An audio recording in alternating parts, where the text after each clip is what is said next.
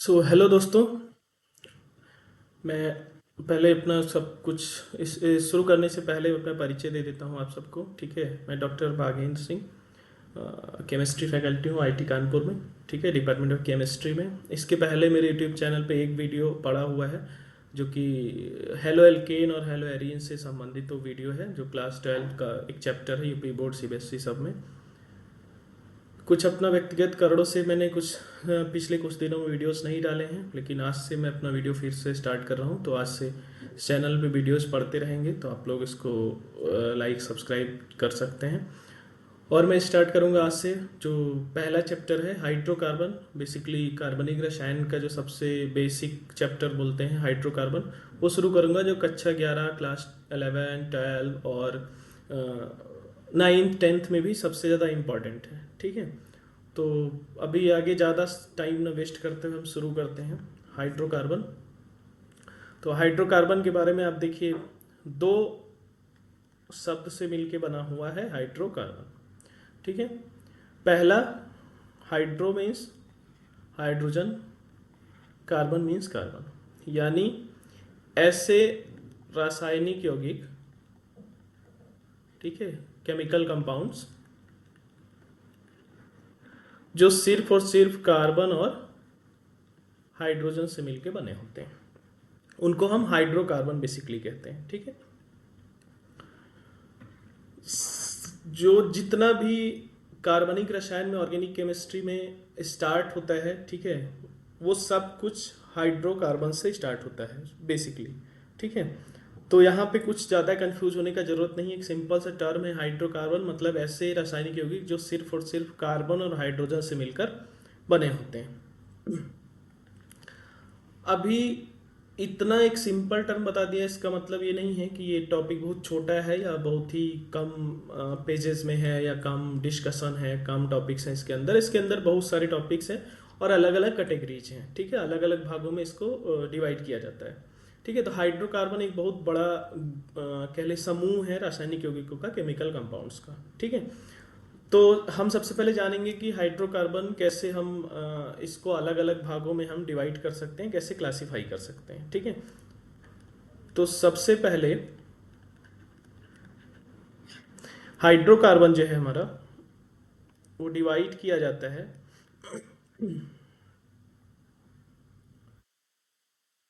एक, हम बोल सकते हैं, इंग्लिश में बोलते हैं ए साइक्लिक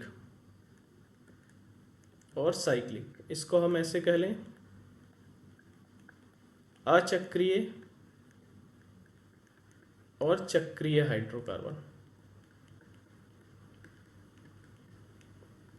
ठीक है, अचक्रीय और चक्रीय दो प्रकार के हाइड्रोकार्बन होते हैं, दो प्रकार के भागों में इनको डिवाइड किया जाता है। आगे हम इसको पूरा एक क्लासिफिकेशन देखते हैं। पहले यहाँ पे लिख देते हैं ऊपर स्टार्टिंग से, क्योंकि उस वाले पीछे वाले पेज में नहीं आएगा अच्छे से। तो यहाँ पे हम छोटा सा करके लिख देते हैं। ठीक है, हमने इसको दो पार्ट में डिवाइड कर दिया। एक कौन सा, चक्रीय हाइड्रोकार्बन, और दूसरा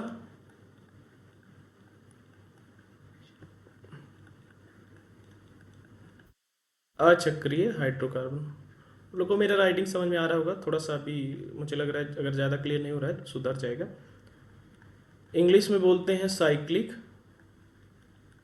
और एसाइक्लिक।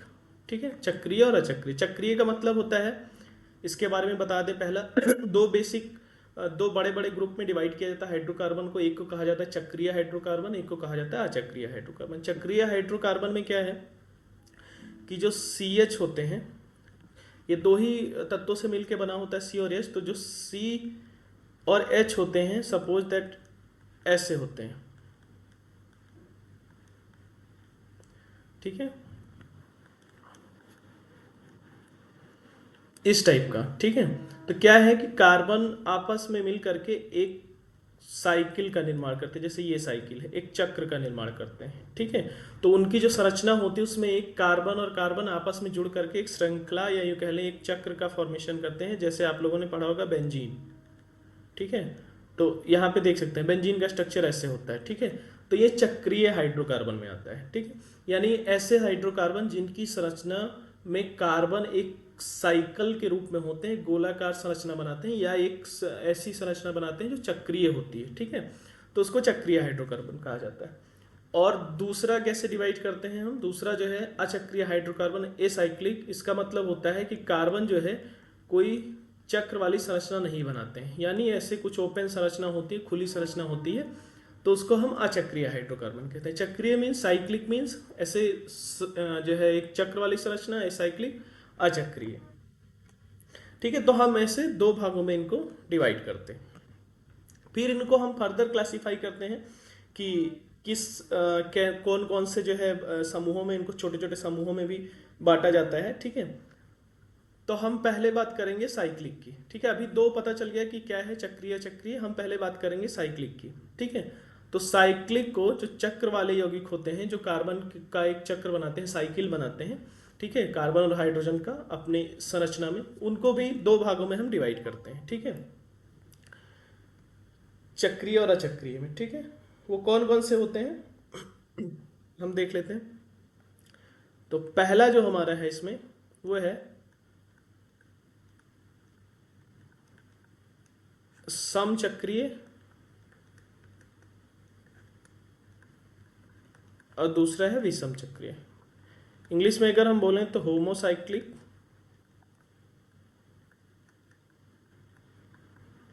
और तीसरा है हेट्रोसाइक्लिक, दूसरा है हेट्रोसाइक्लिक, ठीक है।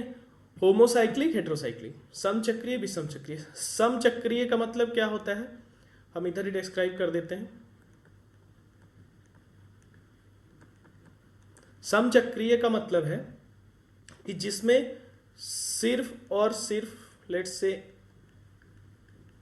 ऐसी कोई संरचना है, कार्बन की चक्रीय संरचना है, ठीक है, तो जिसमें सिर्फ और सिर्फ कार्बन और हाइड्रोजन मिल करके एक पूरे साइकिल का निर्माण करते हैं, साइकिल का फॉर्मेशन करते हैं, ठीक है, तो हम चक्रीय संरचना कहते हैं। जैसे समचक्रीय में आप लोगों ने देखा होगा बेंजीन, ठीक है, क्या है, गोलाकार है, लेकिन क्या है, इसमें जो है आपका कार्बन और हाइड्रोजन ही मिल करके एक दूसरे से जो है एक चक्र बनाते हैं, एक संरचना बनाते हैं, ठीक है। फिर इसके अलावा क्या हो सकता है, आप ये तो समचक्रीय हो गया कि ऐसे हाइड्रोकार्बन जिसमें संरचना जो है एक चक्रीय संरचना कार्बन और हाइड्रोजन मिलकर बनाते हैं, सिर्फ और सिर्फ उनको समचक्रीय कहा जाता है। विषम चक्रीय का मतलब है, जैसे हम अगर बात करते हैं कि कहीं पे कोई 10 लोग हैं, ठीक है, 10 एक जैसे हैं, ठीक है, सेम टू सेम, तो हम बोलते हैं सब समान है, सब मतलब सब समान है, यानी कार्बन हाइड्रोजन समचक्रीय में समान थे। लेकिन अगर उसमें कोई एक अलग से उठा के कोई एक अलग डाल दिया जाए, 9 समान हो और एक कोई अलग से आ जाए, तो हम उसको बोलते हैं यार इसमें थोड़ा सा ऑड आदमी आ गया है, विषम हो गया, ठीक है, तो उसको विषम चक्रीय बोलते हैं। हेट्रोसाइक्लिक यानी जब कहीं भी कार्बन और हाइड्रोजन के बीच कोई दूसरा एक या दो और तत्व आ जाए, ठीक है, उस संरचना में, उस श्रृंखला में, ठीक है, जैसे हम जैसे कौन सा, नाइट्रोजन हो गया, ऑक्सीजन हो गया, सल्फर हो गया, ठीक है, इस टाइप का। जैसे फॉर एग्जांपल के लिए ये, ठीक है, ये एक संरचना हम बना दिए, ठीक है, या यूं कह लीजिए, हम इसको ओपन करके अगर लिखें, ठीक है, CH double bond CH CH CH, ठीक है, CH 2 1 3 1 4 1 2, इस टाइप का, ठीक है। तो क्या होगा, इस पूरी संरचना में जो है CH तो जुड़ा हुआ है, लेकिन एक सल्फर आ गया, ठीक है। एक एग्जाम्पल और हम बता देते हैं इसमें,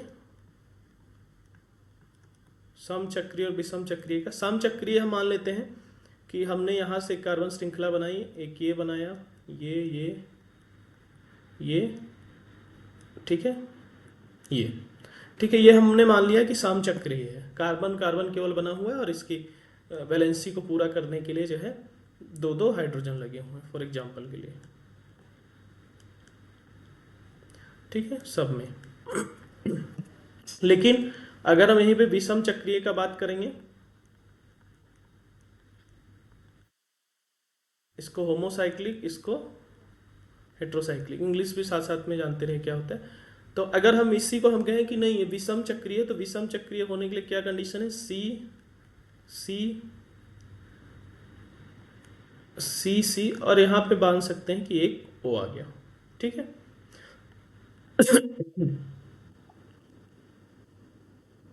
तो ये क्या हो गया, इस जो ये पूरी संरचना थी कार्बन हाइड्रोजन की बनी हुई थी, लेकिन उसमें एक कोई विषम तत्व आ गया, ठीक है, कोई अलग से बाहर से तत्व आ गया कार्बन हाइड्रोजन के अलावा, ठीक है।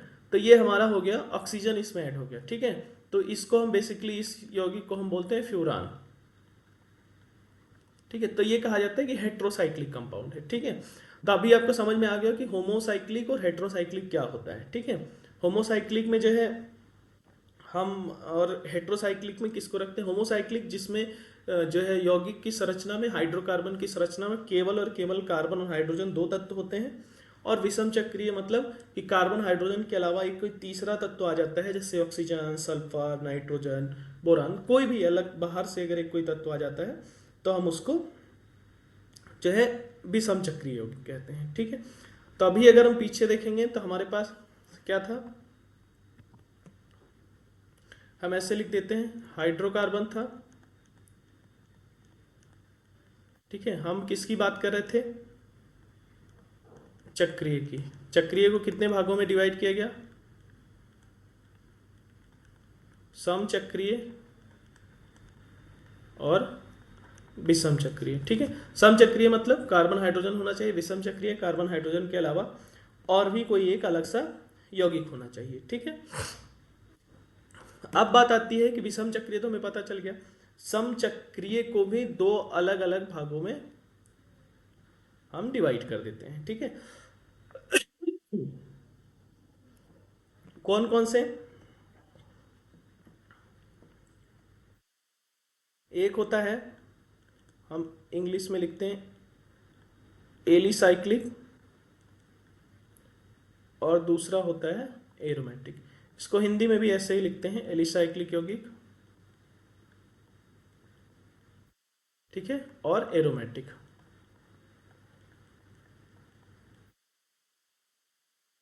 यहाँ पे जो समचक्रीय, विषम चक्रीय तो हो गया, समचक्रीय, समचक्रीय को फिर से दो भागों में डिवाइड किया जाता है, और इन दो भागों को बहुत ध्यान से समझिएगा कि इन दो भागों का नाम ऐसे क्यों है, और इसके अंदर कौन कौन से कंपाउंड आते हैं, ठीक है। कैसे, किसको हम कहेंगे कि कौन सा एलिसाइक्लिक है, कौन सा एरोमेटिक है। पहले हम बात कर लेते हैं एलिसाइक्लिक की, इधर,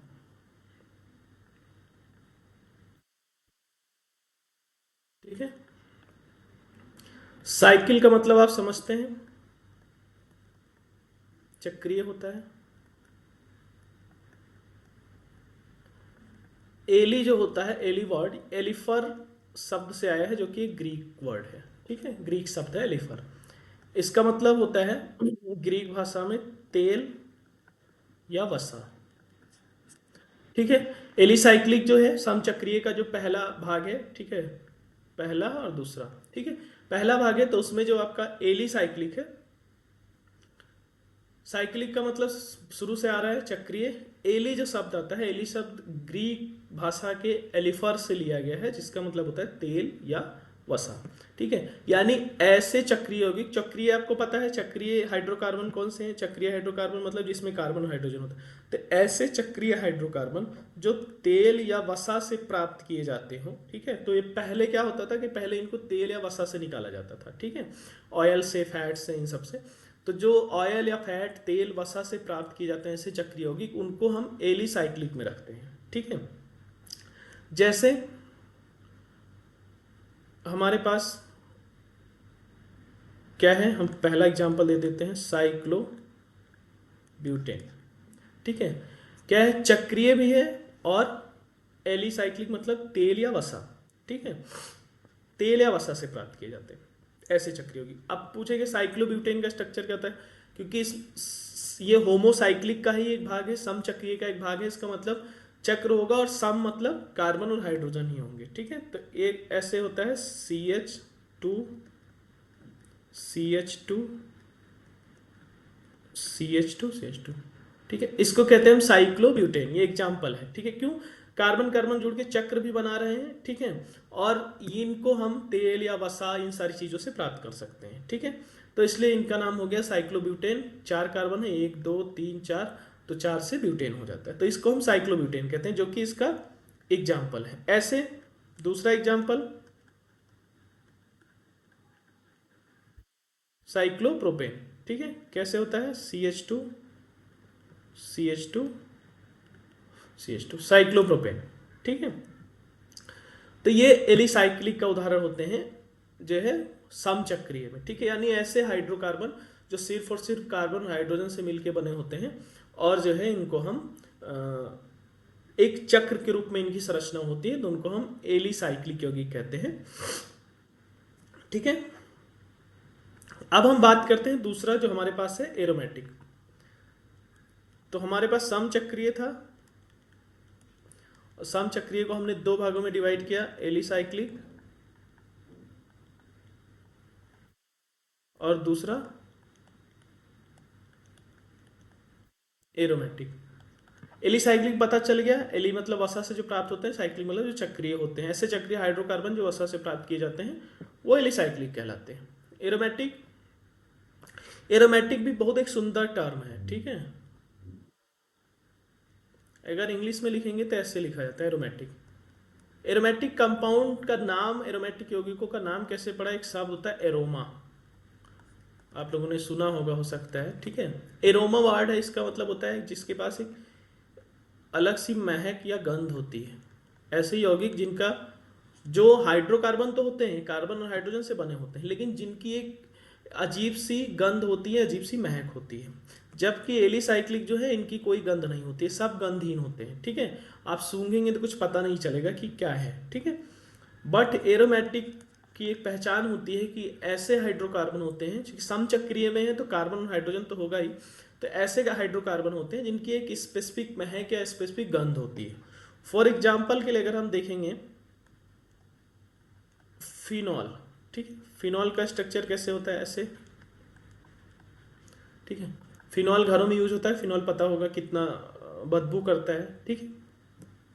तो ऐसे ही इस आप अगर देखेंगे तो जितने भी परफ्यूम, इत्र, ये सब यूज किए जाते हैं उसमें कहीं ना कहीं एक अलग सा स्मेल होता है, तो उसमें सबसे ज़्यादा कमाल होता है इसी जो है महक का, ठीक है, इन्हीं यौगिकों का। तो ऐसे हाइड्रोकार्बन, ऐसे जो है चक्रीय यौगिक, समचक्रीय यौगिक जो सिर्फ और सिर्फ कार्बन और हाइड्रोजन से बने होते हैं, कार्बन और हाइड्रोजन से बने होते हैं या कभी कभी ऐसा होता है कि कुछ एक अलग से इसमें एक ग्रुप, एक फंक्शनल ग्रुप लगा होता है बेसिकली, ठीक है। तो इसका बात थोड़ा सा अलग होता है क्योंकि जो जिनका चक्र जो है सिर्फ और सिर्फ कार्बन हाइड्रोजन से बना होता है, ठीक है, और उनकी एक स्पेसिफिक गंध होती है, ठीक है। जैसे बेंजीन एक सबसे सिंपल एग्जाम्पल है बेंजीन का, ठीक है। बेंजीन आप कहीं भी लेके आएंगे, बेंजीन रखेंगे तो एक अजीब टाइप का स्मेल होता है, ठीक है। तो सिंपल भाषा में, ठीक है, दो चीजें आपके पास, ठीक है। पहला हाइड्रोकार्बन, हाइड्रोकार्बन को हमने दो भागों में डिवाइड किया, चक्रीय अचक्रीय। चक्रीय को दो भागों में बांटा, सम चक्रीय, विषम चक्रीय। विषम चक्रीय क्या होते हैं, जिनमें कार्बन हाइड्रोजन के साथ संरचना में एक ऑक्सीजन या अदर कोई दूसरा तत्व उपस्थित होता है। समचक्रीय जिसमें केवल और केवल कार्बन और हाइड्रोजन एक चक्रीय संरचना का निर्माण करते हैं। समचक्रीय भी दो भागों में डिवाइड किया गया, एलिसाइक्लिक, एरोमेटिक। एलिसाइक्लिक जो ऐसे चक्रीय यौगिक जो तेल या वसा से प्राप्त किए जाते हैं और कार्बन हाइड्रोजन से मिलकर बने होते हैं, जैसे साइक्लोब्यूटेन, साइक्लोप्रोपेन। अगला क्या था समचक्रीय में, एरोमेटिक, जिसमें जो है एरोमा मतलब मैंने बताया कि महक और गंध होती है जो है, और वो कार्बन हाइड्रोजन से मिलके बने होते हैं ऐसे हाइड्रोकार्बन जिनमें एक स्पेसिफिक गंध हो या महक हो और कार्बन हाइड्रोजन, जैसे बेंजीन, फिनॉल, इससे रिलेटेड जो भी कंपाउंड, जो भी यौगिक होते हैं, सबके सब एरोमेटिक के अंदर आते हैं, ठीक है। तो ये हमारा अगर हम देखेंगे तो हमारा हाइड्रोकार्बन का एक क्लासिफिकेशन पूरा हो गया, क्या, चक्रीय का, ठीक है। हमने चक्रीय बताया, फिर बताया सम चक्रीय होता है, फिर होता है विषम चक्रीय, ठीक है। विषम चक्रीय बता दिया था, सम चक्रीय में कौन सा आया, एलिसाइक्लिक और एरोमेटिक। इतना क्लियर हो गया आप लोग को कि ये हाइड्रोकार्बन क्या होता है, और जो है सम चक्रीय, विषम चक्रीय। हाइड्रोकार्बन को दो भागों में डिवाइड किया जाता है, ठीक है, चक्रीय अचक्रीय।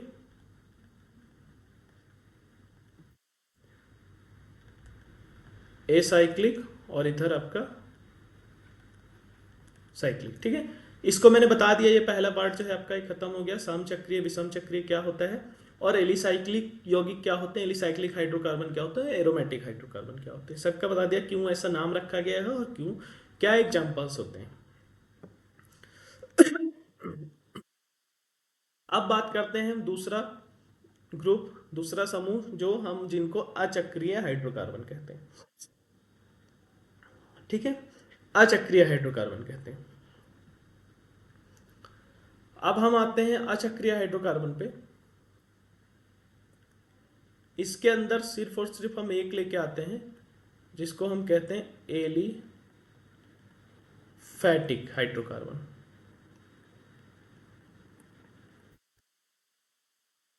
ठीक है, क्या कहते हैं, एलिफैटिक हाइड्रोकार्बन, सिर्फ और सिर्फ एक। ठीक है, अचक्रीय में। तो बेसिकली पहले हम जानते हैं चक्रीय किसको कहते हैं, पहले मैं बता चुका हूं, एक बार फिर से देख लीजिए, जिसमें कार्बन और हाइड्रोजन जुड़ के किसी भी जो है चक्रीय संरचना नहीं बनाते हैं, एक खुली श्रृंखला बनाते हैं। ठीक है, ओपन चेन, मतलब कार्बन जहां से शुरू हुआ है खत्म किसी दूसरी जगह होगा। जबकि चक्रीय में क्या था, कार्बन की श्रृंखला जहां से शुरू होती है वो जा करके खत्म वहीं पे होगी, तो ये एक साइकिल का फॉर्मेशन हो जाता है, चक्र टाइप का निर्माण हो जाता है। जबकि यहाँ पे खुली श्रृंखला है, कार्बन कहीं से भी शुरू हो खत्म किसी दूसरी जगह से होता है। जैसे एग्जाम्पल के लिए हमारे पास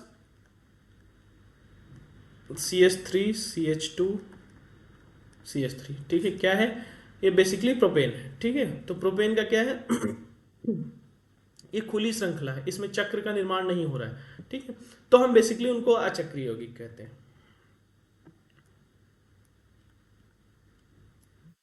अगर हम ऐसे देखें इधर, ठीक है, सॉरी अचक्रीय में तो हम एक ही लेके आ रहे हैं। ठीक है, जिसको हम कहते हैं एलिफैटिक।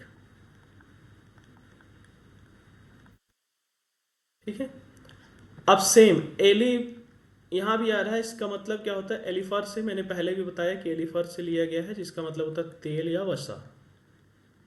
ठीक है, तो सेम एलिफैटिक जो ऐसे हाइड्रोकार्बन जो तेल और वसा से प्राप्त किए जाते हैं लेकिन खुली श्रृंखला में होते हैं।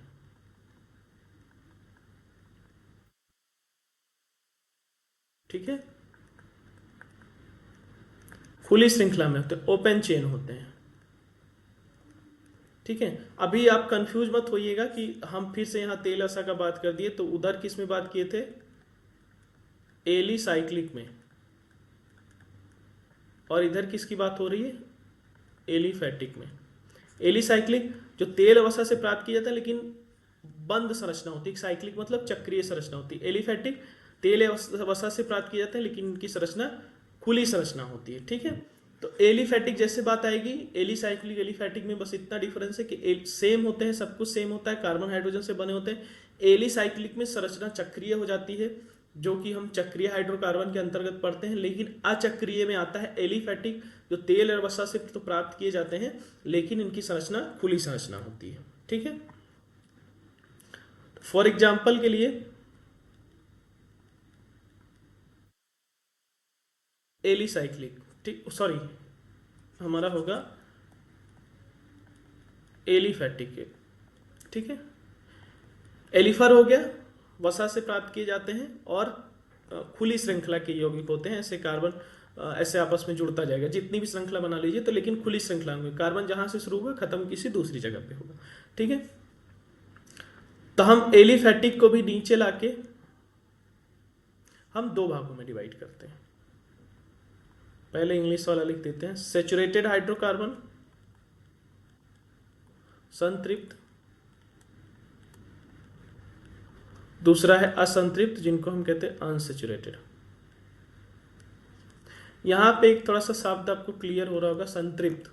संतृप्त मतलब जो सेचुरेट हो गया हो, जिसको अब किसी चीज की जरूरत नहीं है। असंतृप्त अनसेचुरेटेड। ठीक है, तो इसका मतलब ऐसा है कि हम ऐसे बहुत ही साधारण भाषा में समझा रहे हैं कि ऐसे खुली श्रृंखला के यौगिक, ठीक है, सेचुरेटेड अनसेचुरेटेड, संतृप्त संतृप्त हो जाता है कि मतलब कहते हैं अच्छा खाने में तृप्त हो गए, खाने में संतृप्त हो गए, इसका मतलब ये है कि अब हमें और नहीं चाहिए। ठीक है, संतृप्तता का मतलब यही होता है कि हम जो है हमें कोई ज़रूरत नहीं, हमारा हो गया। ठीक है, तो अभी हम बताते हैं ऐसा क्यों होता है। सेचुरेटेड में सेचुरेटेड हाइड्रोकार्बन, संतृप्त हाइड्रोकार्बन जो होते हैं वो होते हैं एल्केन। ठीक है, असंतृप्त में आते हैं एल्कीन और एल्काइन। अब इनका संतृप्तता और असंतृप्तता से क्या रिलेशन है, पहले हम ये बता देते हैं कि सिंपल परिभाषा क्या होती है। एल्केन उनको कहा जाता है कि जो ऐसे कार्बन, ऐसे हाइड्रोकार्बन जो कार्बन हाइड्रोजन से मिलकर बने होते हैं लेकिन जिनके बीच सिंगल बॉन्ड होता है। ठीक है, एकल बंध होता है, जैसे CH3 CH2 CH3। ठीक है, इनके बीच क्या है, कार्बन कार्बन सिंगल बॉन्ड है। ठीक है, हम नेक्स्ट में देख लेते हैं। ठीक है, अभी हम यहाँ पे लिख दे रहे हैं फिर से, उसमें नहीं आएगा। संतृप्त और असंतृप्त दो थे। ठीक है, इसमें क्या आ गया आपका एल्केन, इसमें हो गया एल्कीन और एल्काइन। एल्केन, एल्कीन और एल्काइन। संतृप्त असंतृप्त की बात कहाँ से आती है, पहले मैं परिभाषा बताता हूँ कि फिर इनका नाम ऐसे क्यों दिया गया, संतृप्त और असंतृप्त, यानी सैचुरेटेड। ठीक है, और अनसैचुरेटेड। ठीक है, तो संतृप्त का जब हम बात करेंगे तो ये परिभाषा ये कहती है कि ऐसे हाइड्रोकार्बन जिनमें कार्बन कार्बन के बीच सिर्फ और सिर्फ सिंगल बॉन्ड होता है। ठीक है, खुली श्रृंखला के यौगिक होते हैं तो पता है ओपन चेन होगी, कार्बन जहां से शुरू होगा खत्म नहीं होगा, एक चक्रीय संरचना नहीं बनाएंगे, लेकिन कार्बन और कार्बन के बीच सिंगल बॉन्ड होना चाहिए। जैसे फॉर एग्जाम्पल के लिए एथेन, तो क्या होगा CH3 CH3, कार्बन कार्बन के बीच सिंगल बॉन्ड। प्रोपेन, ठीक है, CH3 CH2 CH3, मतलब single bond, carbon carbon single. तो ऐसा जब कभी भी कोई भी कार्बन और हाइड्रोजन कार्बन आपस में जुड़ जुड़ करके एक खुली श्रृंखला बनाते हैं और उनके बीच केवल और केवल एकल बंध हो, सिंगल बॉन्ड हो। ठीक है, सिंगल बॉन्ड हो तो हम उसको कहते हैं एल्केन। ठीक है, एल्केन कहा जाता है।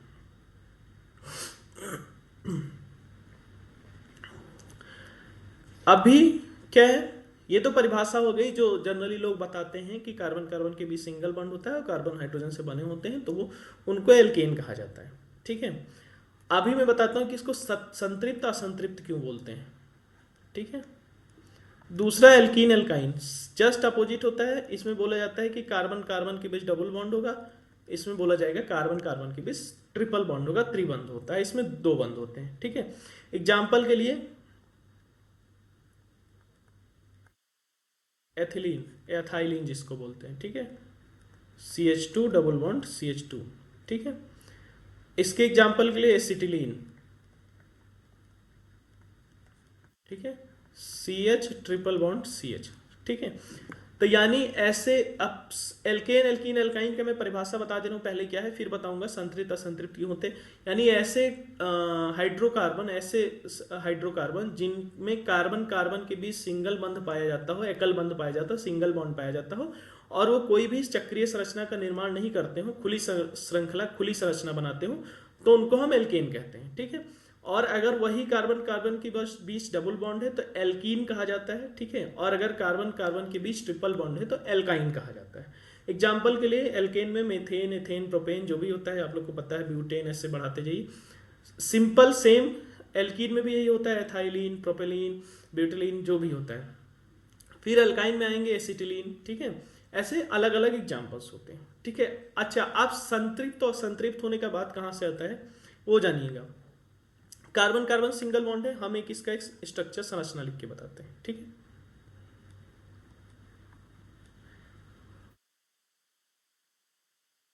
इधर देखिए। ठीक है, C, इसको मान लेते हैं CH H H, ये वही वाला संरचना है ये, ठीक है। 1 2 3 CH3 ये, और ये CH3, ठीक है। अब हमको पता है ये बात कि हाइड्रोजन के पास एक वैलेंसी होती है, एक से बढ़ एक सिंगल बॉन्ड बना सकता है, कार्बन 4 होता है, तो 1 2 3 4, हर कार्बन का 4 4 यहाँ पे पूरा है। तो ये टोटल संरचना जो है आपकी CH3 जो इधर दी है, नहीं एथेन की संरचना है। यानी यहाँ पे सबकी संयोजकताएं, सबके कोऑर्डिनेशन, या यूं कह लें सबकी वैलेंसी पूरी है, ठीक है। कार्बन को 4 चाहिए, 4 बॉन्ड बना हुआ है, हाइड्रोजन को 1 चाहिए, सारे हाइड्रोजन के पास 1 1 बॉन्ड बना। मतलब अगर हम इसको चाहें, जैसे सिंपल संतृप्त का शब्द समझिए, संतृप्त का मतलब उसको और नहीं चाहिए, इसका मतलब है यहाँ पे जो भी कार्बन और हाइड्रोजन होना चाहिए, जितनी उसकी संयोजकता है, जितनी उसकी जरूरत है, उतनी उसको मिली हुई है, ठीक है। तो उसको और बाहर से कुछ नहीं चाहिए। अब हम इसमें कहें कि बाहर से हम और हाइड्रोजन दे रहे हैं, बाहर से और कार्बन दे रहे हैं, नहीं, इसको नहीं चाहिए, ठीक है, क्योंकि इसकी संयोजकताएं पूरी हैं। और जो पूरा है, जिसके पास सब कुछ है, वो कहीं नहीं जाएगा, कोई रिएक्शन नहीं देगा, जनरली कोई क्रिया नहीं करेगा, ठीक है। तो इसीलिए एल्केन जो कहे जाते हैं वो क्या कहे जाते हैं, संतृप्त कहे जाते हैं। मतलब ये एक हिसाब से सेचुरेट हो चुके हैं, ये एक हिसाब से तृप्त हो चुके हैं, संतृप्त हो चुके हैं। इनको और भी कोई बाहर से कोई हाइड्रोजन, कार्बन, इलेक्ट्रॉन, प्रोटॉन कुछ नहीं चाहिए, ठीक है, क्योंकि इनकी संयोजकताएं क्या है, पूरी होती हैं। इसमें हाइड्रोजन, कार्बन सब कुछ पूरा होता है, ठीक है, और सब में सिंगल बॉन्ड होता है। तो इनको कहा जाता है संतृप्त है, इनको और कुछ बाहर से नहीं चाहिए, इसलिए संतृप्त हाइड्रोकार्बन। यानी इसमें बाहर से हम कोई भी हाइड्रोजन और कार्बन और दोबारा नहीं जोड़ सकते हैं इसके अंदर, ठीक है, क्योंकि सबकी संयोजकताएं पूरी हैं। तो ये हो गया संतृप्त। ऐसे ही संतृप्त हम नॉर्मल भाषा में भी बोलते हैं कि अच्छा खाना खा रहे हैं, सब कुछ खा लिया, अब और नहीं चाहिए, ठीक है, और उसको बाहर से देंगे, नहीं यार मैं तृप्त हो चुका, मुझे कुछ नहीं चाहिए, तो संतृप्त हो गया। ऐसे ही एल्केन को संतृप्त हाइड्रोकार्बन क्यों कहा जाता है, क्योंकि इसके कार्बन हाइड्रोजन की जो भी संयोजकताएं सब पूरी हैं, इसमें बाहर से और भी हाइड्रोजन डालोगे तो इसमें कहीं भी ऐड करने का, कहीं भी जोड़ने का ऑप्शन नहीं है, जुगाड़ नहीं है, ठीक है, तो इसलिए इसको संतृप्त कहा जाता है। और जो नॉर्मल, ये मैंने अपनी सामान्य भाषा में बताया कि संतृप्त और असंतृप्त में कैसे आप क्यों नाम रखा गया है, इसलिए मैंने बता दिया। जबकि इसकी जो ओरिजिनल परिभाषा है वो यही है कि कार्बन कार्बन के बीच सिंगल बॉन्ड होना चाहिए, ठीक है, एल्केन कहा जाता है। कार्बन कार्बन के बीच डबल बॉन्ड होना चाहिए, एल्कीन कहा जाता है। कार्बन कार्बन के बीच ट्रिपल बॉन्ड होना चाहिए, त्रिबंध होना चाहिए, तो एल्काइन कहा जाता है। अच्छा, अब बात आती है कि इनको अनसैचुरेटेड क्यों कहा गया। एक एग्जाम्पल हम ले लेते हैं एल्कीन का, ठीक है, तो इसी का एग्जाम्पल ले लेते हैं, ठीक है।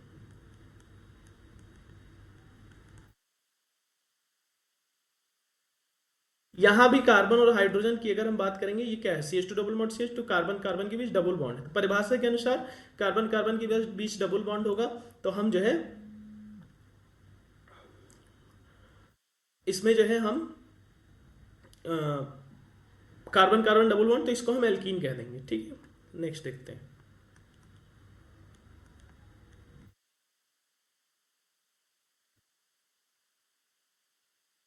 ये तो हमारा एथेन था, इसको संतृप्त हो गया,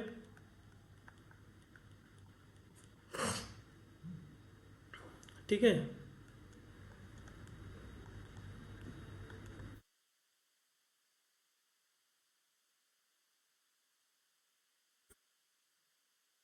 ये क्या है, इसका एग्जांपल अभी मैंने बताया था, एल्कीन है। ये बेसिकली एल्केन है, एग्जांपल इसका एथेन होता है। ये क्या है, एथिलीन है, ठीक है, जो मैंने लिखा था CH2 डबल बॉन्ड CH2, ये वही है, ठीक है।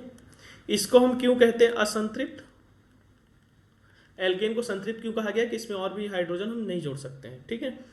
असंतृप्त क्यों कहा गया, क्योंकि इसके पास अभी भी इच्छा है, ये तृप्त नहीं हुआ है, ये हाइड्रोकार्बन ऐसा ही तृप्त नहीं हुआ है। इसमें अगर हम और हाइड्रोजन बाहर से जोड़ना चाहें, इसको देना चाहें, तो और हाइड्रोजन ले लेगा। कैसे एक हाइड्रोजन ले लेगा, ठीक है, ये CC डबल बॉन्ड है, तो अगर ये चाहे, ठीक है,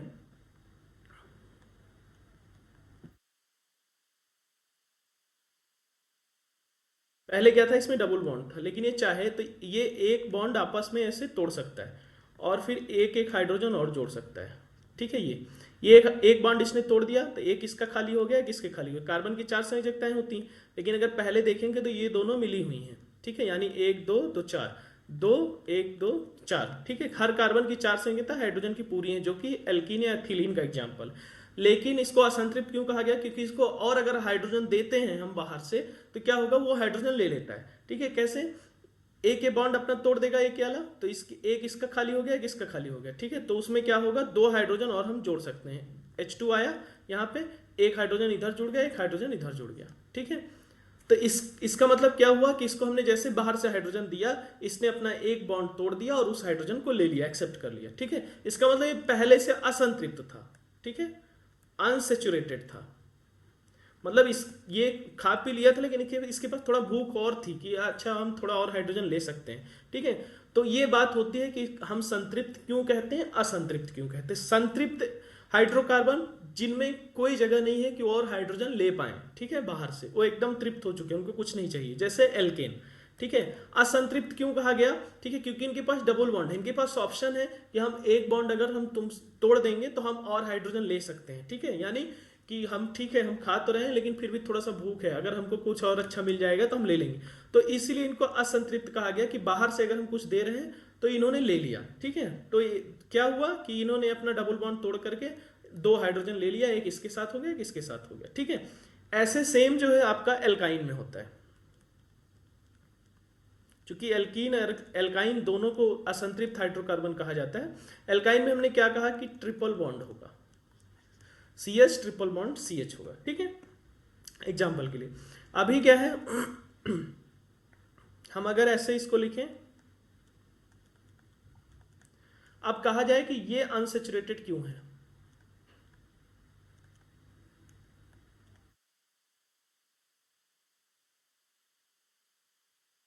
ठीक है, असंतृप्त क्यों है। तो पहला चीज जानिए, ठीक है, यहां पे असंतृप्त क्यों है। अब यहां पे देख सकते हैं कि ये असंतृप्त क्यों है, ट्रिपल बॉन्ड है, इसको हम अगर एक हाइड्रोजन देंगे, ठीक है, तो क्या होगा, ये एक बॉन्ड तोड़ देगा अपना और एक हाइड्रोजन इधर जुड़ जाएगा, एक हाइड्रोजन इधर जुड़ जाएगा, ठीक है।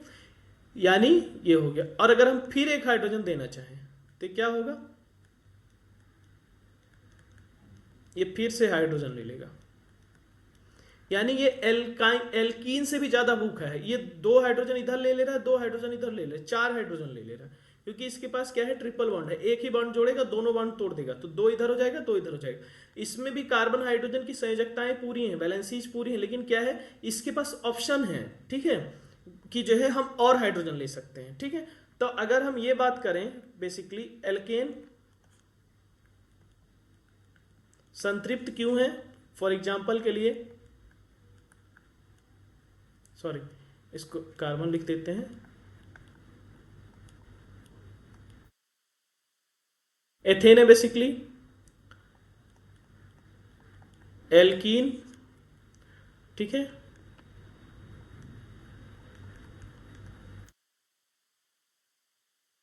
यही होता है CH2 double bond CH2, alkyne, और ये दोनों क्या है, असंतृप्त है, ठीक है। एल्काइन क्या हो गया, CH ट्रिपल बॉन्ड CH। क्यों संतृप्त है, क्योंकि संयोजकताएं सब में आप देख सकते हैं कार्बन हाइड्रोजन की पूरी हैं, ठीक है। लेकिन क्या है, इसमें अगर हम बाहर से हाइड्रोजन देंगे तो ये और हाइड्रोजन नहीं ले सकता है, क्योंकि ये सिंगल बॉन्ड इसको तोड़ना होगा, जिसके लिए बहुत ज्यादा ऊर्जा चाहिए, तो ये हाइड्रोजन बाहर से नहीं ले पाएगा। लेकिन ये इसमें क्या है, इसमें हम बाहर से अगर एक हाइड्रोजन देते हैं तो ये अपना एक बॉन्ड ब्रेक कर देगा, ये वाला चला जाएगा और इधर हाइड्रोजन आ जाएगा, ठीक है। तो ये हाइड्रोजन ले सकता है, इसलिए असंतृप्त है, ठीक है।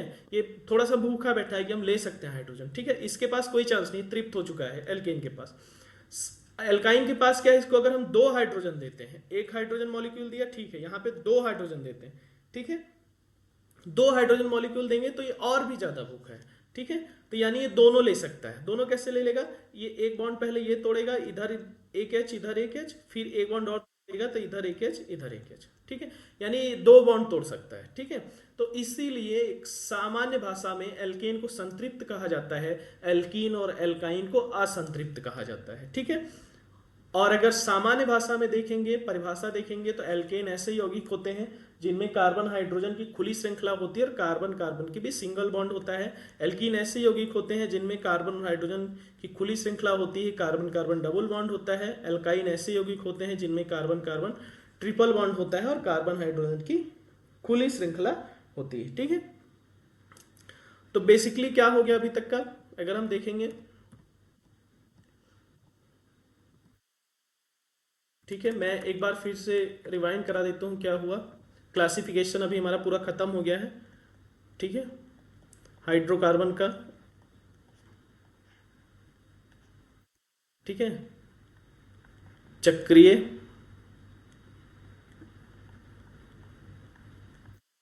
अचक्रीय।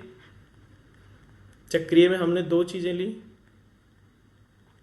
समचक्रीय और विषम चक्रीय, ठीक है। समचक्रीय हमने दो भागों में बांटा, एलिसाइक्लिक और एरोमेटिक, ठीक है। अचक्रीय को हमने सिर्फ और सिर्फ एक भाग में बांटा, एलिफैटिक। एलिफैटिक को दो भाग में, कौन सा, संतृप्त,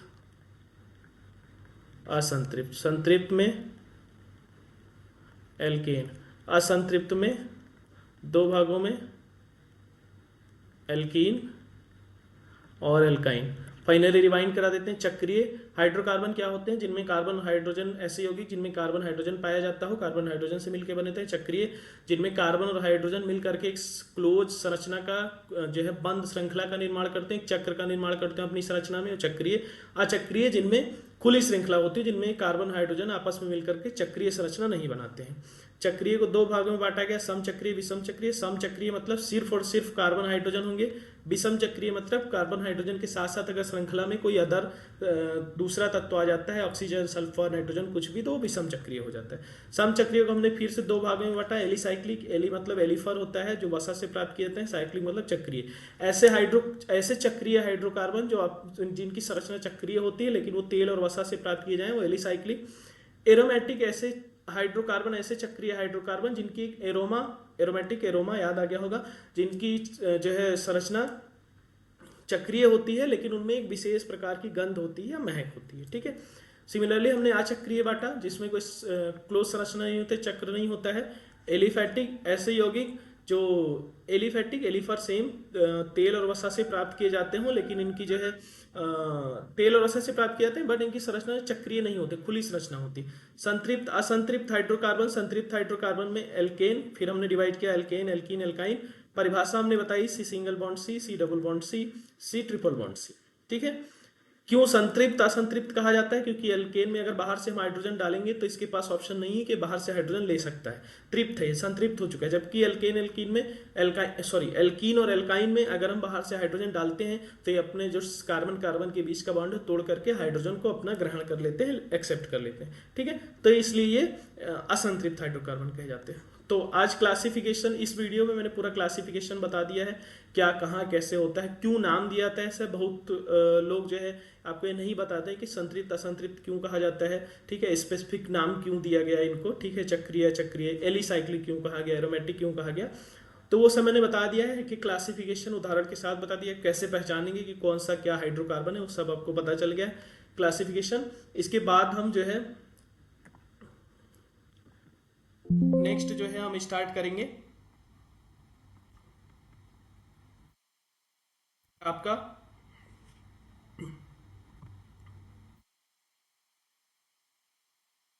नेक्स्ट में आपका हम स्टार्ट करेंगे जो है हाइड्रोकार्बन कैसे बनाते हैं, ठीक है। पहले हम पहला हाइड्रोकार्बन स्टार्ट करेंगे इधर से, एल्केन, ठीक है। एल्केन डिस्कस करेंगे, एल्केन कैसे बनाते हैं, क्या भौतिक गुण होते हैं, क्या रिएक्शंस होते हैं, एल्केन कैसे बनाए जाते हैं, ये सारी चीज़ें हम अगले अपने नेक्स्ट वीडियो में डिस्कस करेंगे। तो नेक्स्ट वीडियो के लिए आप लोग बने रहिए, तब तक के लिए आप सबका बाय बाय।